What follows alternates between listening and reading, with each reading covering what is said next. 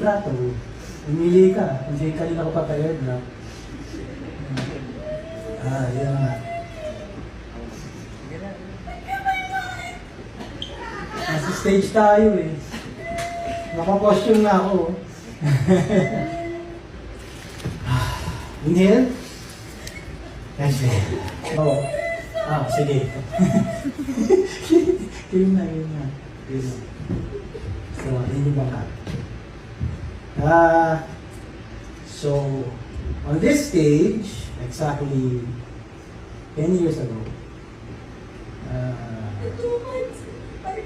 2 months and 5 days, we met for the first time. Without knowing each other, we worked apart. Saudi girl, Tondo boy. Nag-duet kagad tayo nang hindi pa tayo nag-uusap. So, hindi tayo nagkakilala. So, this stage has given me a lot of things in my life. Progress, dreams, goals, career, a name, a family, friends, new friends, and of course, special someone. And pasensya na, 10 taon ang inabot. Pinahinog lang siguro ng panahon. Marami rin tayong challenges, kaya hindi rin natuloy-tuloy. At I've been planning to do this since last year. Supposedly, I'm gonna do it on your birthday.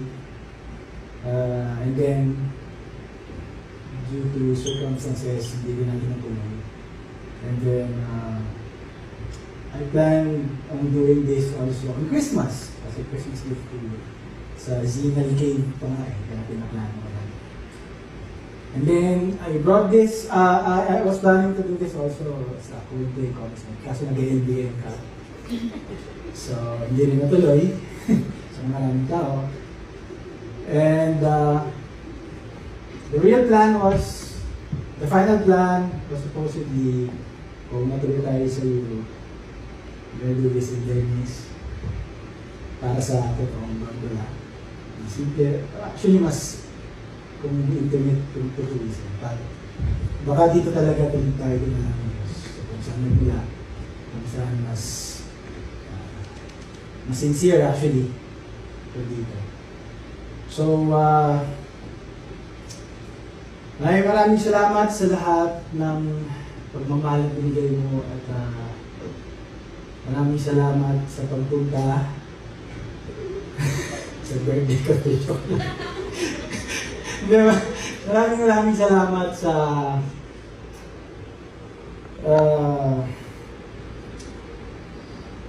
pagsama sa akin sa loob ng 10 taon at sana magdagdag pa rin.